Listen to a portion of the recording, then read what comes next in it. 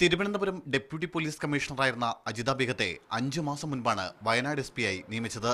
Police association നേതാവ് M A Ajith കുമാറിനെതിരെ വകുപ്പുതല അന്വേഷണത്തിന് ശുപാർശ ചെയ്തതിന് തൊട്ടുപിന്നാലെയായിരുന്നു ഈ സ്ഥലം മാറ്റം. സ്ഥിരമായി ഡ്യൂട്ടിക്കെത്താത്തതിനായിരുന്നു അജിത് കുമാറിനെതിരെ അജിത ബേഗം നടപടിക്ക് ശുപാർശ ചെയ്തത്. വയനാട് സ്പെഷ്യൽ ബ്രാഞ്ച് ഡിവൈഎസ്പി കുഞ്ഞനോട് അപമര്യാദയായി പെരുമാറിയതിന് കഴിഞ്ഞ ദിവസം പോലീസ് അസോസിയേഷൻ സംസ്ഥാന ജനറൽ സെക്രട്ടറി സാബു തോമസിനെതിരെ അജിത ബേഗം DGPക്ക് റിപ്പോർട്ട് നൽകിയിരുന്നു. ഡിവൈഎസ്പിയുടെ പരാതിക്കൊപ്പം അസോസിയേഷൻ നേതാവിന്റെ കഴിഞ്ഞ ഒരു മാസത്തെ വർക്ക് റിപ്പോർട്ടും ടെലിഫോൺ സംഭാഷണത്തിന്റെ ശബ്ദരേഖകളും SP DGPക്ക് നൽകിയിരുന്നു.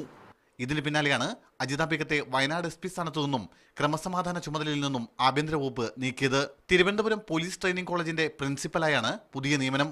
അസോസിയേഷൻ നേതാക്കൾക്കെതിരെ പ്രതികരിക്കുന്ന ഉന്നത പോലീസ് ഉദ്യോഗസ്ഥർക്കെതിരെ നടപടിയെടുക്കുന്നതിനെതിരെ സേനയിൽ അതൃപ്തി ഉയരുന്നതിനിടയിലാണ് വയനാട് SP ക്കെതിരായ ആഭ്യന്തര വകുപ്പിന്റെ പുതിയ നടപടി.